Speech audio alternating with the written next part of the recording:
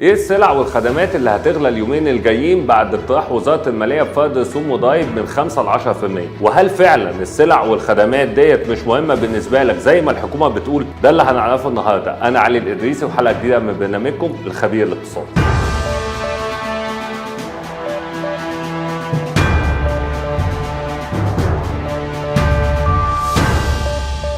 بقالنا فترة بنسمع وزارة المالية بتتكلم عن الموازنة الجديدة واللي بتتوقع فيها إن زيادة في الإيرادات العامة للدولة بحوالي 41%. وخد بالك إن حوالي 70% من الإيرادات العامة للدولة عبارة عن ضرائب، واللي كمان بتتوقع إن الحصيلة الضريبية هتزيد بحوالي 31% في العام المالي الجديد. طب السؤال بقى، الايرادات الضريبيه دي هتزيد ازاي؟ في خطوات كتيره جدا وزاره الماليه بتتحرك عليها، يمكن اخرهم قانون تعديل بعض احكام قانون ضريبه الدمغه، وكمان فرض رسم تنميه الموارد الماليه للدوله. وبتتوقع وزاره الماليه ان التعديلات الاخيره ديت هتحقق لها حوالي 5 مليار جنيه زياده في الايرادات العامه للدوله خلال الفتره اللي جايه. زمان حضرتك بتسال دلوقتي ايه هي التعديلات وايه هي السلع والخدمات اللي هتغلى اليومين الجايين. بمناسبه دخول فصل الصيف والاجازات احب اعرفك ان هيتم فرض رسوم 5% على عروض الافلام الاجنبيه في السينما مقابل الدخول، ده غير كمان عروض الاوبرا والباليه وعروض السيرك المصري. وهيتم كمان فرض 10% على الحفلات العامة في الأندية، و5% على الحفلات والعروض الفنية والغنائية، ودخول بعض الأماكن زي الأندية الليلية والحفلات اللي بتبقى موجودة في الفنادق. وكمان بعض السلع الغذائية المستوردة هيتفرض عليها حوالي 10% من قيمة الفاتورة على الأغراض الجمركية، ودي بقى زي السلمون والجمبري والاستاكوزا وكمان الفواكه المستوردة. ومفاجأة كمان بقى البن، ولازم تبقى عارف إن مصر بتستورد 100% من احتياجاتها من البن، لكن الحكومه هنا هو كانت بتعني البن الغير محمص، وده بقى اللي هتلاقيه زي النسكافيه وغيرها من العلامات التجاريه ديت، هو ده اللي مقصود بيه. لكن البن اللي احنا بنحمصه عندنا بقى في البيوت ولا في القهاوي مش هو دوت اللي هيشمل الزياده ال 10% اللي هم قالوا عليه. وخلي في معلوماتك ان احنا بنحتاج سنويا تقريبا 70,000 طن من البن. وكمان يمكن الفترة الأخيرة كلنا تابعنا زيادات بأكتر من حوالي 15 ل 20% في أسعار البن اللي موجودة في السوق. طيب في ضرائب هتزيد على السلع المعمرة ولا مش هيبقى فيه؟ المهم إن الحكومة قالت لنا إن في زيادة فعلا هتحصل على بعض السلع المعمرة، لكن الحكومة بتأكد إن السلع ديت مش مهمة بالنسبة لك.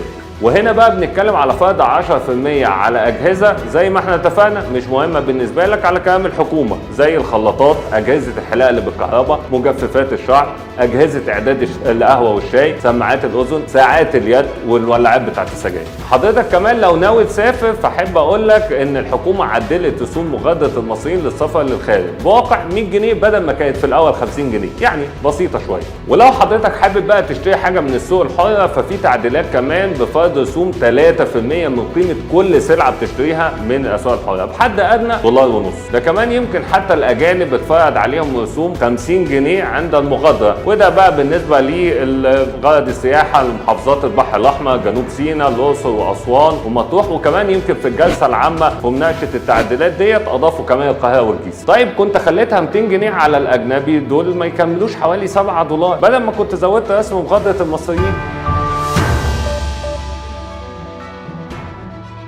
ومن جانب تاني جت وزارة المالية واتكلمت عن حوافز ضريبية بتقدمها عشان تقول ان الموضوع كله مش فرض ضرائب ورسوم جديدة وبس، لكن كمان في حوافز.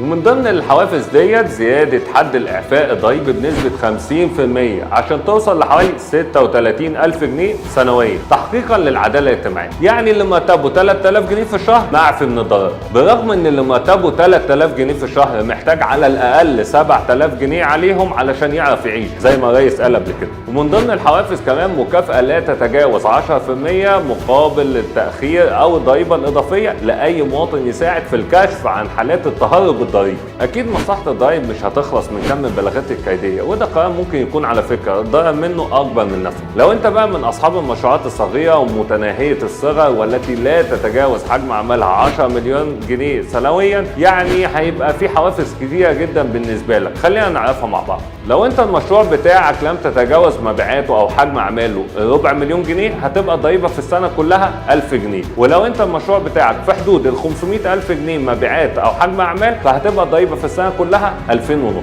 ولو احنا بنتكلم على مشروع يعني حجم مبيعاته لم يتجاوز المليون جنيه، فساعتها هتبقى الضريبه بتاعته في السنه يعني 5000 جنيه سنويا. لكن لو مشروع اكبر من كده من مليون ل 5 مليون مبيعات او حجم اعمال، هتبقى الضريبه تقريبا نص في المية. ولو مبيعات مشروع من 2 ل 3 مليون جنيه، ساعتها الضريبه هتزيد وهتبقى حوالي 75% من المبيعات وحجم الاعمال. لكن لو زاد بقى عن كده ووصلت لحوالي من 3 ل 10 مليون جنيه مبيعات او حجم اعمال، هتبقى الضريبه 1%. في المجمل المبالغ اللي قالتها وزارة المالية محتاجة اعتقد تعديل شوية، لان مع ارتفاعات معدلات التضخم وبالاخص لما نكون بنتكلم على مشروعات صناعية، اعتقد ان هم هيبقوا محتاجين حوافز اكبر من كده. كده خلصنا البنود اللي تم الاعلان عنها، خلينا بقى دلوقتي نتكلم عن الفكرة نفسها.